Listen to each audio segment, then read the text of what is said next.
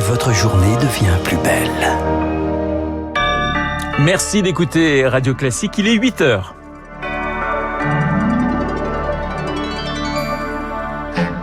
La matinale de Radio Classique avec Renaud Blanc. Et voici les titres du journal présenté par Lucille Bréau. Combien de victimes d'abus sexuels dans l'église ? Le rapport Sauvé le dira ce matin.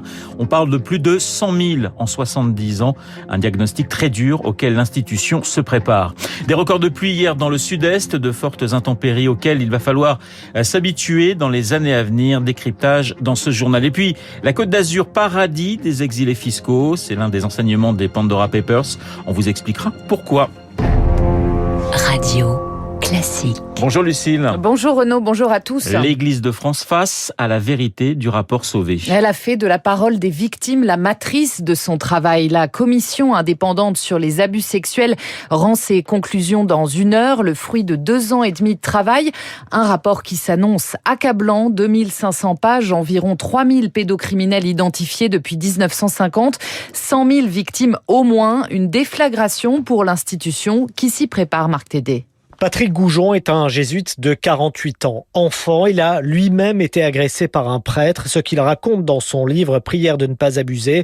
Il faut, dit-il, que chaque diocèse réexamine son histoire. Que le diocèse dise de telle année à telle année, un de nos prêtres, même sans dire son nom, a agressé des enfants dans ces villes. Nous faisons appel à vos témoignages. Et le second pas, ça serait de dire, oui, nous, comme diocèse, nous n'avons pas pris de sanctions contre ce prêtre et nous n'avons pas aidé les victimes qui se sont fait connaître. Il y a 6 mois, avant même la publication du rapport, les évêques français s'étaient engagés à créer, entre autres, un tribunal pénal canonique, un fonds de 5 millions d'euros pour les victimes, ainsi qu'un lieu de mémoire. L'important est que l'Église ne se dérobe pas, estime Daniel Duigou, prêtre à Paris et par ailleurs psychanalyste. La première violence, c'est l'abus sexuel en tant qu'acte. Et puis une deuxième violence, c'est le silence qui peut être entretenu par les institutions et qui ne permet pas aux victimes de faire tout un travail de résilience. Tous le reconnaissent. Rétablir la confiance est désormais pour l'Église une question de vie ou de mort. Marc Tédé a noté que le diocèse de Paris s'apprête déjà à ouvrir une structure d'accueil pour les prêtres mis en cause avec un accompagnement médical et un suivi psychologique. Facebook, Instagram ou encore WhatsApp refonctionnent normalement ce matin. Les plateformes du groupe Facebook ont connu une panne majeure hier soir pendant près de 7 heures en cause des changements de configuration défectueux dans ses serveurs. Le groupe de Mark Zuckerberg a dégringolé en bourse de 6% dans la foulée. Lucille, les salariés appelés à faire grève dans toute la France. 200 cortèges sont prévus aujourd'hui pour la défense des salaires, avec en fond 2 réformes contestées, celle de l'assurance chômage et celle à venir des retraites. Le gouvernement pourrait la lancer avant la fin du quinquennat. Alors, quelle est la stratégie des syndicats ? On fait le point avec Émilie Vallès. Il faut montrer que l'on ne va pas se laisser faire, explique Yves Verrier, secrétaire général de Force ouvrière, et qu'augmenter les salaires est indispensable alors que les prix de l'énergie bondissent. C'est le moment ou jamais. Il faut donner un signal haut et fort. Je l'ai dit, ce 5 octobre, ça n'est pas la manif rituelle de rentrée sociale sans lendemain. On est dans une période où la question des salaires, elle est centrale. On est dans une période aussi de campagne présidentielle. Moi, ce que je crains, c'est qu'on fasse de certains sujets sociaux un objet de surenchère électorale. Je pense aux retraites. Avec cette grève, l'idée c'est surtout d'occuper l'espace social et médiatique. Il ne devrait pas y avoir foule, prédit Dominique Andolfato, professeur à l'Université de Bourgogne, spécialiste des syndicats.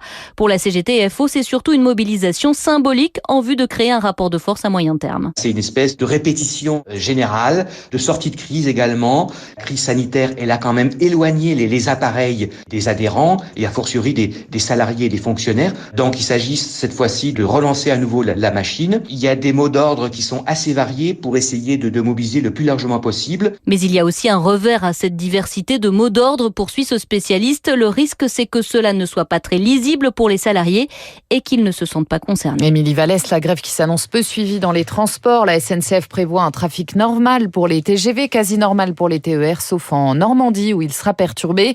À Paris, le cortège partira de la place de la République à 14h, direction l'Opéra. Le vaccin de Pfizer, efficace au moins 6 mois contre les formes graves du Covid, d'après une étude étude publiée dans la revue britannique The Lancet.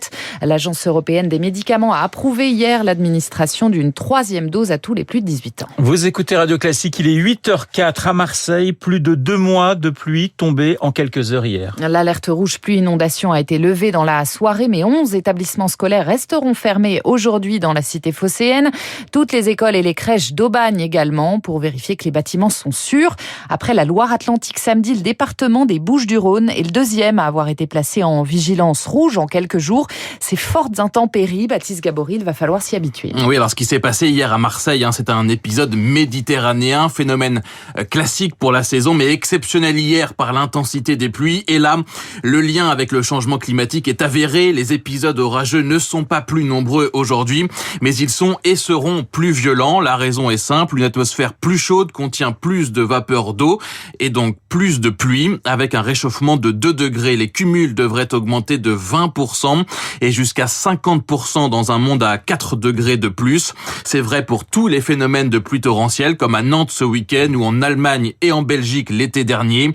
Des pluies diluviennes qui avaient fait plus de 200 morts et qui ont été rendues jusqu'à 9 fois plus probables par le réchauffement, selon une étude réalisée par plusieurs climatologues. Baptiste Gabory, des intempéries qui ont par ailleurs précipité dans la mer des torrents de déchets accumulés à Marseille par une semaine de grève des éboueurs. 650 agents ont été mobilisés pour les ramasser. Les talibans doivent nous permettre de continuer les opérations humanitaires. Déclaration à l'instant d'Emmanuel Macron, le chef de l'État qui pose un préalable avant une éventuelle reconnaissance du nouveau régime en Afghanistan, le retour des jeunes Afghanes à l'école. Emmanuel Macron qui évoque aussi le regain de tension de ces derniers jours avec l'Algérie. Mon souhait, c'est qu'il y ait un apaisement, ajoute le chef de l'État. Lucille, plusieurs dirigeants se défendent après les accusations des Pandora Papers. Selon ces documents, le roi de Jordanie, par exemple, aurait créé une trentaine de sociétés offshore, des informations inexactes pour le palais royal. Des proches de Vladimir Poutine sont aussi accusés d'avoir détourné des millions d'euros. Des allégations infondées pour le Kremlin. Cet argent sale, il est parfois réinjecté, blanchi via l'immobilier, comme en France, sur la Côte d'Azur, Éric Kioch. La Côte d'Azur, ses plages, son soleil, son cadre de vie, un paradis aussi pour certains évadés fiscaux. Solène Clément, présidente de l'Observatoire de lutte anti-blanchiment. Il y a une très forte attractivité naturelle de cette région. Le glamour, la possibilité d'avoir un bateau. Ajouter un marché immobilier de luxe dynamique et c'est le cocktail parfait pour régulariser des fortunes échappant au fisc. C'est le cas d'Andrej Babiš, ciblé par les Pandora Papers. Le Premier ministre tchèque aurait acquis un château pour 14 millions d'euros payés cash, de l'argent qui a transité entre les îles Vierges, Washington et Monaco, un montage qui fait penser à du blanchiment. Tout l'enjeu est que on ne puisse pas lier une personne avec un compte bancaire, un bien immobilier. Vous allez avoir des montages où on va empiler une société sur une société sur une société, c'est l'opacité. Une complexité favorisée par les paradis fiscaux, ce qui rend toute investigation et poursuite quasi impossible. L'économiste fiscaliste Vincent Drezet. Ça passe toujours par des territoires qui ne coopèrent pas. Les investigations sont très lourdes, très longues, infructueuses parce qu'elles se heurtent tout simplement à un manque de renseignements qui empêche la justice de faire son travail. Et lorsqu'il y a poursuite, les peines prononcées restent faibles, comme pour HSBC en 2019, condamné à 300 millions d'euros pour avoir aidé des centaines de Belges à échapper aux impôts. Les précisions d'Éric Kioch et puis les confidences de Kylian Mbappé à l'équipe. L'attaquant des Bleus revient notamment sur son transfert manqué au Real Madrid. Je pensais que mon aventure était terminée au PSG, confie-t-il. Merci Lucille, on vous retrouve à 9h pour un prochain point d'actualité, les 8h08 sur Radio Classique. Je vous rappelle mon invité dans quelques instants, le philosophe Michel Onfray, auparavant l'édito politique signé Guillaume